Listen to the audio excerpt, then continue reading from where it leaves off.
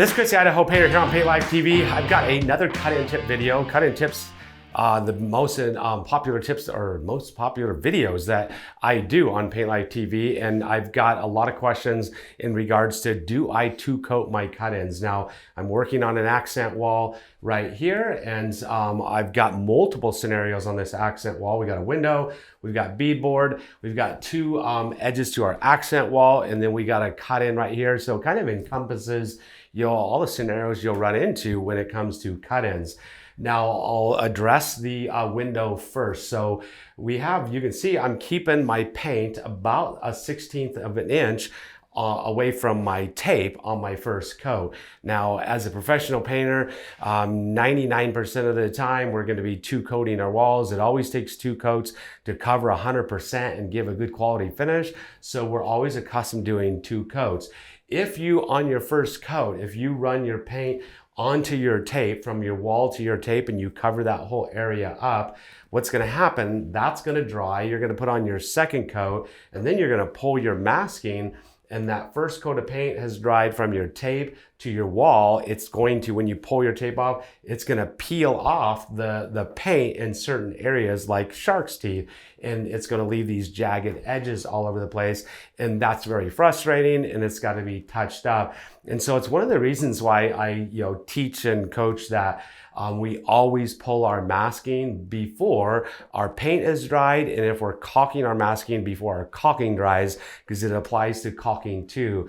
So we don't have to worry about our paint drying onto our tape on our first coat, because we are not touching our tape with our first coat. So you can see on the beadboard, you can see on the edges right here, first coat has not touched our tape. Now that fine line right there on our second coat, the paint that we're using for this accent wall covers amazing. We're using a paint that covers extremely well. It will cover that 1/16 of an inch or that 1/8 of an inch little white spot right there in one coat, no problem. You'll never have to go back and touch that up if you're applying your paint properly.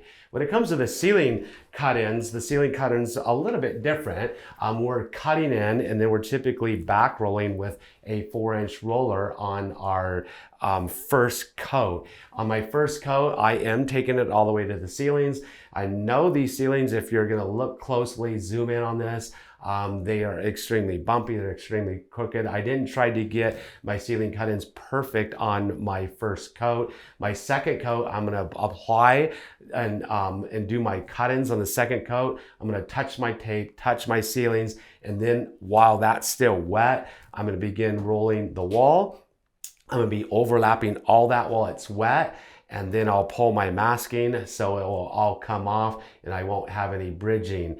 Eventually, this is all gonna dry, and we're gonna evaluate our cut-ins and see our ceiling cut-ins if we need to go back and touch those up.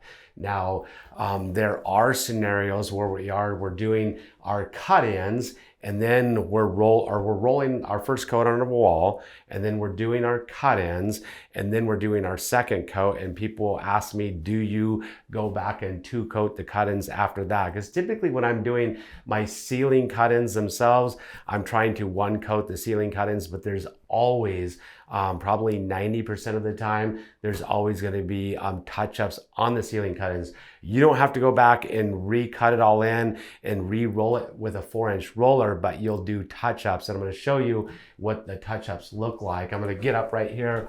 This ceiling is pretty crooked because I actually haven't done my two coat, but I'm gonna give you an idea of what I do cut-in touch-up wise. Now I can see light spots right here, and you can't see those light spots from down below, but this would kind of represent if this wall was all done and I had light spots on my cut-ins. I'm not going to go back and recut it all in because of these light spots, but my brush strokes goes in that direction. It's going back and forth. My roller's coming up to about here, so there's going to be just touch-ups in this slight area right here. What I do is I just take, and I'm going to brush in the opposite direction instead of going back and forth. Any light spots I see, I'm gonna brush in a downward motion just like this. And this is how I do my cut-ins, and it goes a lot faster, or how I do my touch-ups. It goes a lot faster than recutting it all in. So I'm just gonna go along just like this, and do any light spot touch-ups along the ceiling. And that's what I would consider right there, my 2 coat on my cut-in. So I'll just walk you through this real quickly, this scenario itself, to try to give you an understanding of it all at once. I'm gonna come in, mask everything off. I'm gonna roll a first coat on my walls, get a first coat. Then I'm gonna come back and I'm gonna do ceiling cut-ins and any type of trim, door jamb, window trim cut-ins, move my way down the wall. While that stuff is wet, still wet, I'm gonna pull my tape, pull my masking. It's all gonna dry, and then I'm not gonna have to 2 coat any of this stuff because the method I use by just staying away from my tape. But my ceiling cut-ins, I will go back and just touch them up in this fashion, just like that, just in a downward stroke along there. And using a good quality paint and using that method with a good quality brush, you're not going to see any of those touch-ups that you do. I've been doing that method for over 20 years on all kinds of accent colors, vibrant colors, ultra deep colors, and it's always worked without seeing it. Some simple little tips and tricks on your cut-ins. So there you have it, some more tips and tricks doing interior cut-ins, applies interior, exterior cut-ins. If you've got any tips and tricks you want to share, just leave it down in the comments section below. I learn from you just like you learn from us. We like to just share information. We share it with you, you share it with us, and we all become better painters. If you've enjoyed this video, if it's helped you at all, don't forget, hit the subscribe button, hit the notification bell. That way you get notified every time I come out with a new video. It's free, simple, and easy to do. It's just a simple way to help support our channel at no cost to you other than your time in 2 clicks. And like we always say, we'll see you next time on our next project right here on Paint Life TV.